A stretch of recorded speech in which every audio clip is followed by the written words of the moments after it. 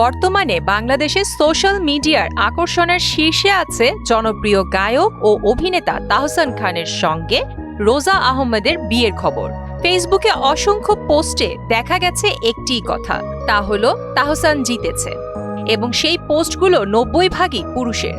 বিষয়টি নিয়ে নারীবাদী লেখিকা তসলিমা নাসরিন ফেসবুকে কিছু লিখবেন, সেটা মোটামুটি অনুমেয় ছিল। তাহসান খানকে নিয়ে লেখা এমন মন্তব্যের তীব্র বিরোধিতা করেছেন নির্বাসিত বাংলাদেশি লেখিকা তসলিমা নাসরিন। রবিবার ফেসবুকে দেওয়া এক স্ট্যাটাসে তসলিমা লেখেন, ফেসবুক ছেয়ে গেছে, তাহসান জিতেছে রবে। কেন তাহসান জিতেছে বুঝে পেলাম না। সে একটা মেয়েকে বিয়ে করেছে বা করতে যাচ্ছে, এর মধ্যে জেতাজেতির কি হলো?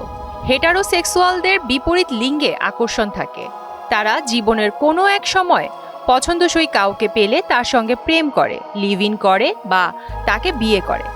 এ তো স্বাভাবিক। জিতলো কেন তাহলে তাহসান? খুব উগরে দিয়ে তসলিমা আরও লেখেন, আসলে যারা জিতেছে বলে চেঁচাচ্ছে, তারা চেঁচাচ্ছে কারণ তারা মনে করেছে তাহসান এক বাচ্চার বাবা হয়েও, ডিভোর্সি হয়েও একটা কচি সুন্দরী ভার্জিন মেয়ে পেয়েছে। মর্তে বসে যত খুশি এবং যেভাবে খুশি নারী ভোগ করার পর স্বর্গে গিয়ে সঙ্গমের জন্য ভার্জিন হুর পেয়ে যাওয়াকে মুসলমানরা জিতে যাওয়াই মনে করে। রোজা আহমেদ রক্ত মাংসের মানুষ, হুর নয়, খুব সম্ভবত ভার্জিনও নয়। রাজকন্যার জীবন তার ছিল না, খুব স্ট্রাগল করেছে জীবনে। দারিদ্র্যের বিরুদ্ধে দীর্ঘদিন সংগ্রাম করে একটি মেয়ে নিজের পায়ে দাঁড়িয়েছে।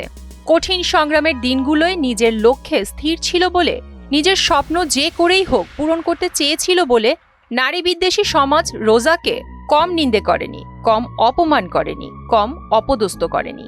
মিথিলার বিরুদ্ধেও কম কুৎসা রটায়নি এই সমাজ।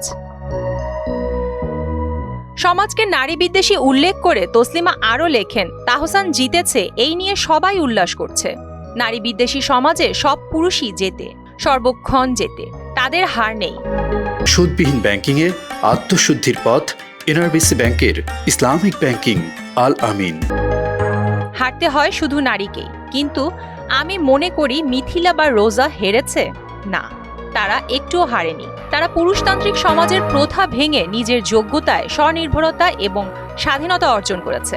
নারী বিদ্বেষী সমাজে নারীর জিতে যাওয়ার প্রথম শর্তই এটি। তারা ভ্রুক্ষেপ করছে না কুৎসা বা নিন্দে, এ জিতে যাওয়ার দ্বিতীয় শর্ত।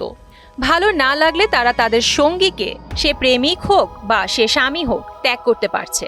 তারা বাধ্য নয় তাদের সঙ্গে এক ছাদের তলায় বাস করতে। জিতে যাওয়ার এটি তৃতীয় শর্ত।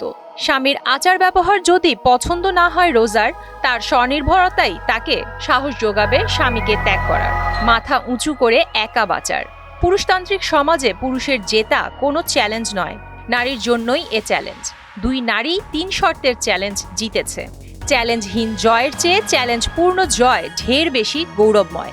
জয়তু নারী। প্রিয়াঙ্কা নিতু, মোহনা ডিজিটাল।